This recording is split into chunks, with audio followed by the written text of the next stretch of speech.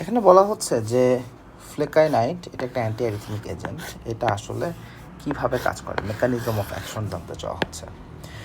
সেখানে আমরা অপশনগুলো দেখি, একটা বলছে অ্যাকশন পটেনশিয়ালের আপস্ট্রোকটাকে স্লো করে দিবে, একটা বলছে অ্যাকশন পটেনশিয়ালের ডিউরেশনকে বাড়ায় দিবে, একটা বলা হচ্ছে এটার ডিরেক্ট একটা মেমব্রেন ইফেক্ট আছে, একটা বলতেছে ভ্যাগাল টোনকে সে বাড়ায় দেয়, আর একটা বলতেছে এসএ নোড বা এভি নোডের উপরে সে কাজ করে। সো আমাদের যে অ্যান্টি অ্যারিথমিক এজেন্ট আছে এগুলোকে আসলে আমরা মোটা দাগে চারটা ভাগে ভাগ করি, চারটা ভাগে ভাগ করা হয়। আমরা যে ক্লাসিফিকেশনগুলো এভাবে বলি যে গ্রুপ 1, গ্রুপ 2, গ্রুপ 3, গ্রুপ 4, এরকম আমরা আসলে চারটা গ্রুপের মধ্যে ফেলাই। সো ফ্লেকাইনাইট যেটা সেটা আসলে গ্রুপ 1-এর মধ্যে পড়ে, এটা পড়ে গ্রুপ 1-এর মধ্যে। অবশ্য গ্রুপ 1-এর মধ্যেও আমরা এটাকে আসলে 3 ভাগে ভাগ করি, এটাকে আসলে স্পেসিক হলে গ্রুপ 1C এই ভাগের মধ্যে পড়ে। গ্রুপ 1-এর সকল ড্রাগের কমন বৈশিষ্ট্য হচ্ছে, সেটা গ্রুপ 1A হোক, গ্রুপ 1B হোক বা গ্রুপ 1C হোক, যে সাবগ্রুপেই পড়ুক না কেন, প্রত্যেকের ক্ষেত্রে কমন বৈশিষ্ট্য যেটা সেটা হচ্ছে এটা আমাদের অ্যাকচুয়ালি সোডিয়াম চ্যানেলকে ব্লক করে দেয়। এখন সোডিয়াম চ্যানেল ব্লকেটের সাথে ফ্লেকাইনাইডের কী সম্পর্ক?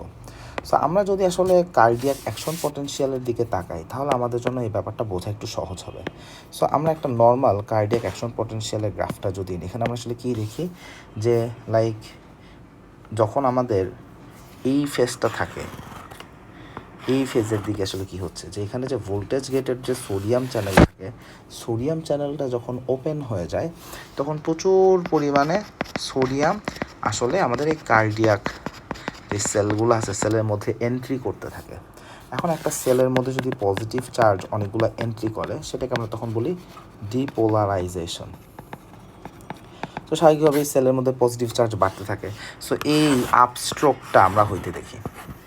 এখন যখন আমি ফ্লেকাইনাইট দিচ্ছি তখন যেটা হয়, সোডিয়াম চ্যানেলকে আমি বন্ধ করে দিলাম। ফ্লেকাইনাইট দিলে যেটা হবে, সোডিয়াম চ্যানেলকে বন্ধ করে দিলাম। সো সোডিয়াম আগে যতটুকু ঢুকতেছিল এখন তার থেকে কম ঢুকবে। সো স্বাভাবিকভাবেই যদি একটা সেলের মধ্যে আগের থেকে যদি কম পরিমাণ পজিটিভ চার্জ ঢোকে তাহলে ডিপোলারাইজেশন আগের থেকে কম হবে। তাহলে এই যে আপস্ট্রোকটা এইখানে যেরকম খাড়া হয়েছে এটা সেইভাবে হবে না, বরং এটা আসলে একটু চেঞ্জ হয়ে যাবে। চেঞ্জ হয়ে জিনিসটা কেমন দেখাবে? তো আমরা একটু ছবি দেখাই। সো যখন আমি সোডিয়াম চ্যানেলকে ব্লক করতেছি, আফটার দ্যাট সিনারিটা হবে লাল দাগের মতো। লাইক এটা হচ্ছে নর্মালি কীরকম হইতো, আর এটা হচ্ছে after blockade of sodium channel. So এই যে আপস্ট্রোক যেটা, এই আপস্ট্রোকটা একটু কাইন্ড অফ একটু স্লো ডাউন হয়েছে, তাই না? এটা সময় আগের থেকে বেশি লাগতেছে এবং কতটুকু রিচ উঠছে সেটার দিকে তাকালেও মনে হচ্ছে যে আগের থেকে একটু কম উঠছে। সো ডিপোলারাইজেশনটা একটু স্লো ডাউন হচ্ছে, একটু কম ডিপোলারাইজেশন হচ্ছে, এই কারণে পুরো গ্রাফটাই আমাদের এখানে চেঞ্জ হচ্ছে। সো আলটিমেটলি যেটা দেখবো যে ডিপোলারাইজেশন 1 নাম্বার যতটুকু এই নর্মাল অবস্থায় হতো তার থেকে কম হচ্ছে, আবার এইটার আলটিমেট ইফেক্ট হচ্ছে রিপোলারাইজেশনটা আসলে আলটিমেটলি প্রলংড হয়ে গেছে। সো তাহলে এবার আমরা দেখি, এবার অপশনের সাথে মিলাই। সো অ্যাকচুয়ালি প্রথম অপশনের সাথে আমাদের যে অ্যাকশন পটেনশিয়ালের যে আপস্ট্রোকটা এটা অ্যাকচুয়ালি স্লো হয়ে গেছে, রাইট? এই যে আমি তো এখানে এই বরাবর টাইম না, সো এইখানে কতটুকু সময়ের মধ্যে আমার আপস্ট্রোকটা পাইছি আর এখন আপস্ট্রোকটা কতটুকুর মধ্যে হলো। সো এইখানে তো আসলে বলতে গেলে এটা যত সময় হয়েছে এক সময় লাগেই নাই, বলতে গেলে সাথে সাথে হয়ে গেছে, আর এখানে আমরা একটু বেশি টাইম হইতে দিচ্ছি। সো এতক্ষণ সময় বেশি লাগলো। সো স্বাভাবিকভাবে এই আপস্ট্রোকটা যখন আসতেছে সেটা অ্যাকচুয়ালি স্লো হয়ে গেছে। So slow down of the এই upstroke of the action potential, this is happening here. Total action পটেনশিয়ালের ডিউরেশন কি খুব বেশি বাড়ছে?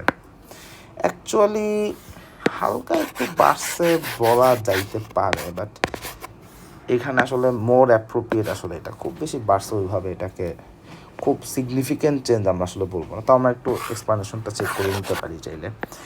Direct membrane effect, no, it is not the way flecainide works. Vagal টোনের সাথে এটা কোনো সম্পর্ক নেই। এসএনওড এভিনোডের উপরেও অ্যাকচুয়ালি ফ্লেকাইনাইট কাজ করে না।